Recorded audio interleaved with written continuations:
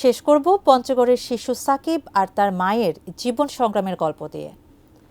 যে বয়সে লেখাপড়া আর খেলাধুলায় মেতে থাকার কথা, সেই বয়সে অটোরিকশার স্টিয়ারিং ধরে সংসার চালাচ্ছে এক শিশু। মা তার হেল্পার। পঞ্চগড়ের মায়েরা বাজারের আশেপাশে দেখা মেলে মা ছেলের জীবন সংগ্রামের এই দৃশ্য। পঞ্চগড় প্রতিনিধি সিদ্ধার্থ কর্মকারের তথ্য ছবিতে ডেস্ক রিপোর্ট। ছোট্ট হাতে ব্যাটারি চালিত অটোরিকশার স্টিয়ারিং সামলে যাত্রী নিয়ে ছুটে চলছে 13-14 বছরের এক শিশু। শৈশবের প্রগাঢ় মায়ামাখা মুখ, পিছনের সিটে যাত্রীদের মাঝে মাঝবয়সী এক নারী। পঞ্চগড়ের মারেয়া বাজারের আশেপাশে প্রায়ই দেখা মেলে এ দৃশ্যের। তারা মা ছেলে। শিশু চালকের নাম সাকিব, বাবা নুরুল ইসলাম অটোরিকশা চালাতেন। তার উপার্জনেই কোনো রকমে চলত সংসার। কিন্তু 6 মাস আগে অটোরিকশা নিয়ে বের হয়ে আর ফেরেনি নুরুল ইসলাম।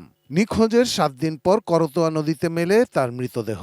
দরিদ্র পরিবারে নেমে আসে অন্ধকার। পেটের দায়ে বাবার সেই অটোরিকশাটি নিয়েই রাস্তায় নেমেছে ছেলে। আমার মাও সাথে থাকে, আমি সাহস হয়েছে চালাইতে পারি। এখন আমি ছোট বলে অনেক মানুষে কিবা অনেক কিছু বলে, কেউ কেউ ধমকও দেয়। আমি পড়ালেখা পড়তে চাই। বোদা উপজেলার মারেয়া কাউয়াখাল গ্রামে ছোট্ট একটি টিনের ঘরে মা ছেলের সংসার। ছেলের বয়স অল্প, লোকজন নানা ঝামেলা করে।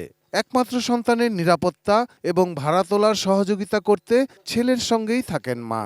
শিয়া বাটার ও ভিটামিন ই সমৃদ্ধ lily glam beauty soap. Lily, always beautiful. গাড়িতে বসে থাকি, অনেকজন অনেক কিছু বলে, নানানজন নানান কথা বলে।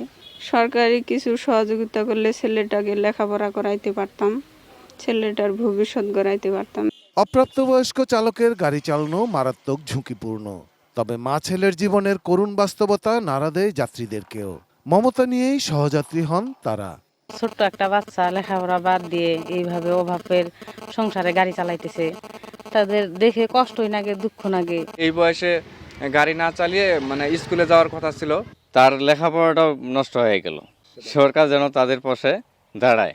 বিষয়টি মানবিক, আবার অপ্রাপ্তবয়স্ক শিশুর গাড়ি চালানো অবৈধ ও বিপজ্জনক। অসহায় এই পরিবারটির জন্য বিকল্প কর্মসংস্থান কি করতে পারে প্রশাসন? উপজেলা প্রশাসন থেকে তাদের জন্য প্রযোজ্য যে সুযোগ সুবিধাগুলো আছে, সেগুলো যদি তার জন্য করার সুযোগ হয়, বিচার বিশ্লেষণ করে আমরা তার জন্য করার চেষ্টা করব।